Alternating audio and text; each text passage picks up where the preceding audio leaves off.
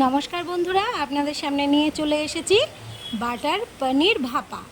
তো আমি এর জন্য পনিরগুলোকে প্রথমে পিস পিস করে কিউব করে কেটে নিয়েছি। তারপরে আমি এক এক করে পনিরগুলোকে ভেজে তুলে নিয়েছি।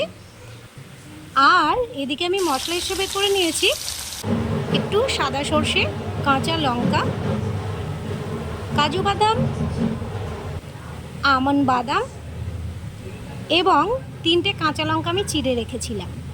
তো আমি এই বাদাম, কাঁচা লঙ্কা, কাজু, সর্ষে এগুলোকে আমি এক এক করে মিক্সার বাটিতে দিয়ে দিচ্ছি। এর সঙ্গে দিয়ে দিচ্ছি 1 চামচ টক দই, এর মধ্যে দিয়ে দিচ্ছি একটু স্বাদ অনুযায়ী লবণ। তো এগুলো ভালো করে পেস্ট তৈরি করে নিয়েছি। এবার আমি ওই ভাজা পনিরের মধ্যে এই মশলাটুকুগুলোকে দিয়ে দেব এবং যে কাঁচা লঙ্কা চিড়ে রেখেছিলাম সেগুলোও দিয়ে দেব।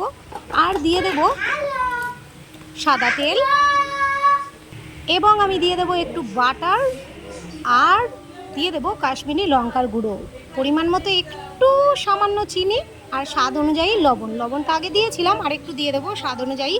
এবার আমি টিফিন বক্সের মধ্যে এটা দিয়ে টিফিন বক্সের ঢাকনা বন্ধ করে দিয়ে আমি কড়াইয়ের মধ্যে আধ ঘন্টা ভাপে হতে দিয়েছিলাম। আধ ঘন্টা পরে ফিরে এসে আমি ঠিক এরকম জিনিসটা পেয়েছি। একদম সুস্বাদু, এত সুন্দর হয়েছিল খেতে। আপনারা অবশ্যই কিন্তু ট্রাই করবেন। আপনাদের কাছে অনুরোধ রইল, আপনারা ট্রাই করবেন আর জানাবেন কিন্তু যে কেমন লাগলো রেসিপিটা। আর একটা কমেন্ট বক্সে কমেন্ট করে জানাবেন, তাহলে আমি জানতে পারবো যে কেমন হচ্ছে। সকলে ভালো থাকবেন, সুস্থ থাকবেন।